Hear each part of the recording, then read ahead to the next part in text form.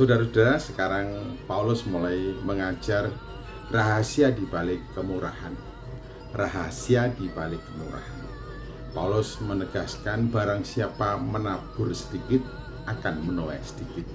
Barang siapa menabur banyak akan menuai banyak juga.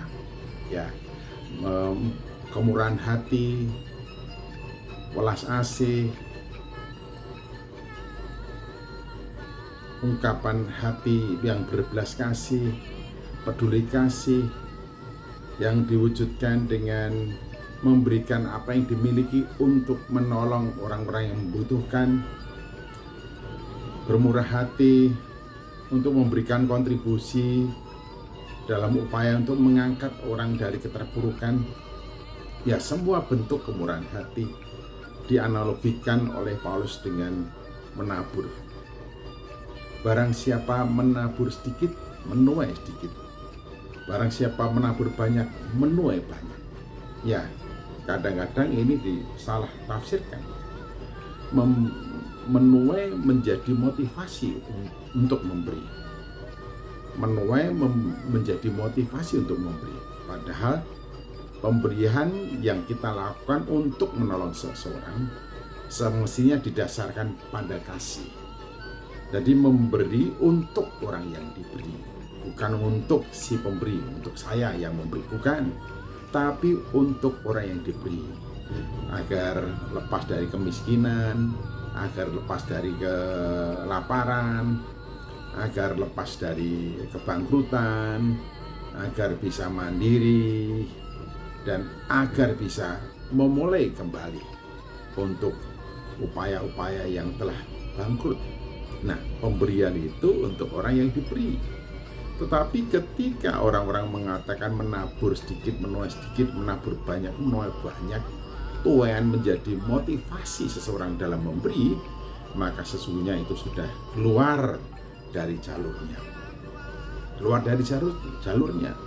Memang setiap pemberian kita yang kita berikan dengan sukacita untuk mengangkat orang lain, untuk menolong orang lain, untuk membebaskan orang lain dari kemiskinan, dari kelaparan, dari pengangguran,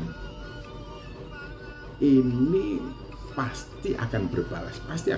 Tetapi jikalau balasan itu menjadi motivasi kita memberi, maka kita akan mudah sekali kecewa, mudah sekali berhenti untuk memberi, mudah surut motivasinya, mudah surut semangatnya dalam memberi. Oleh karena itu, memberi untuk yang diberi ini harus terus melatar belakangi dalam upaya dan aktivitas kita bermurah hati kepada barang siapa orang yang membutuhkan, sekalipun Tuhan tidak akan pernah membuat rugi setiap orang yang hidup dalam bermurah hati atau hidup dengan kemurahan, kaya dalam kemurahan, meringankan tangan untuk membantu dan menolong orang lain.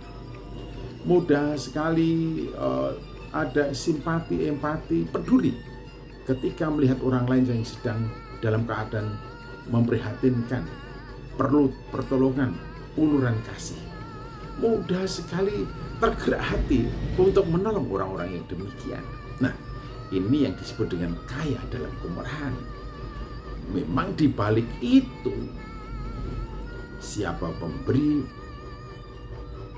pasti akan berbalas.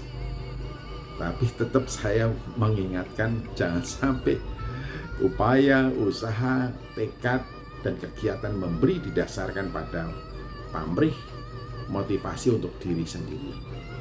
Itu pasti tidak dibenarkan. Oleh karena itu, berilah. Seberapapun yang kau rela berikan, berikanlah dengan sukacita. Motivasinya adalah bagaimana orang yang menerima pemberian itu terangkat, tertolong, terlepas, terbebas dari persoalannya. Persoalan finansial ekonomi, persoalan sosialnya, persoalan pribadi, dan persoalan-persoalan yang lainnya. Jadi pemberian kita untuk orang-orang adalah demi dan bagi kepentingan mereka, agar mereka terlepas dari persoalan hidupnya. Sekalipun kita semua tahu bahwa Gusti boten sari. Kadang-kadang kita mendengar orang lain yang menerima pertolongan itu berkata demikian, lemah teles, Gusti Allah sing bales. Tuhan Yesus Kristus memberkati, tetap kaya dalam kemurahan.